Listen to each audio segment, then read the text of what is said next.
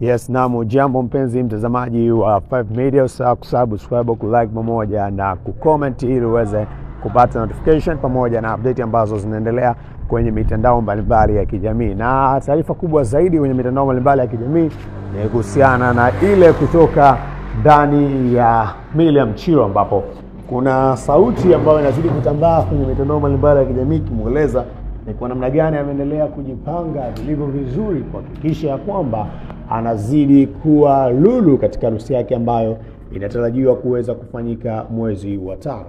Katika mahojiano yake ambayo ametoa hivi karibuni, Miriam Chilo ameweza kuhakikishia Tanzania kwamba ndoa yake ipo na yule mtu ambaye alimchagua kwa vigezo ambavyo anavyovitaka, basi ndivyo ambavyo ilivyo. Kwa upande mwingine wa habari ambazo zinaendelea kwenye mitandao mbalimbali ya kijamii, kumekuwa na sintofahamu kuhusiana na habari ya Miriam Chilo ambaye yeye amezidi kuendelea kuwa lulu na kuendelea kuwa trending kwenye vyombo vya habari.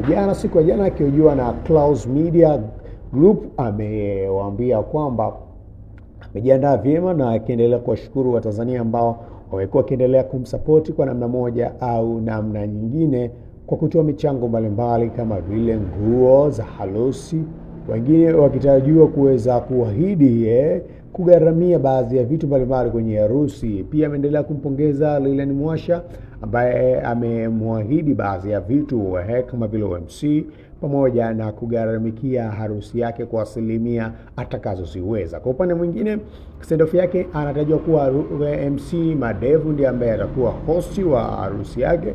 Pia pamoja na yote pia kuna taarifa ambazo pia zinaendelea kwenye mitandao mbalimbali ya kijamii kwamba Miriam Chilo sio mtu wa mitandao, hivyo kukaa kwake kimya kumaanisha kwamba harusi haipo. Kwa upande mwingine, Miriam Chilo anazidi kuendelea kutrend kwenye vyombo mbalimbali vya habari ndani na nje ya mipaka ya Tanzania, ikiwa ni sehemu moja wapo kambambe ya kuendelea kujizolea umaarufu ndani na nje ya mipaka ya Tanzania.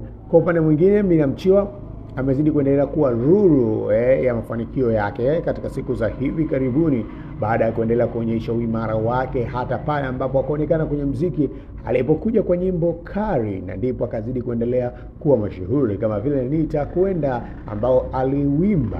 Miriam Chilo ni mwimbaji wa kanisa la Adventista wa Sabato, anaendelea kujizolea umaarufu mkubwa kutokana na aina ya uimbaji wake tokea akiwa mtoto mdogo mpaka sasa hivi ameendelea kushaini bila kuteteleka, huku Mungu akiwa namba moja katika maisha yake licha ya changamoto mbalimbali ambazo amekutana nazo. Pia ameendelea kuwakilisha Tanzania katika majukwaa mbalimbali ya kimataifa. Kwa upande mwingine, wa Tanzania wameendelea kuwa sehemu mojawapo ya challenge ambazo wanaendelea nazo kwenye mitandao mbalimbali ya kijamii kuhusiana na wimbo ule Naenda. Nini maoni yako kuhusiana na Miriam Chilo?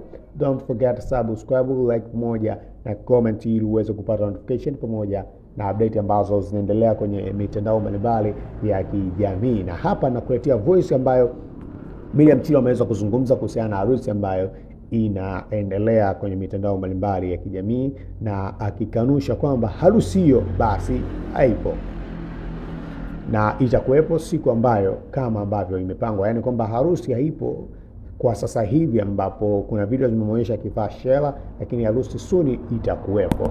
Karibu uweze kufuatilia makala hizi. Hii ni 5 Media. Sikiliza voice hii.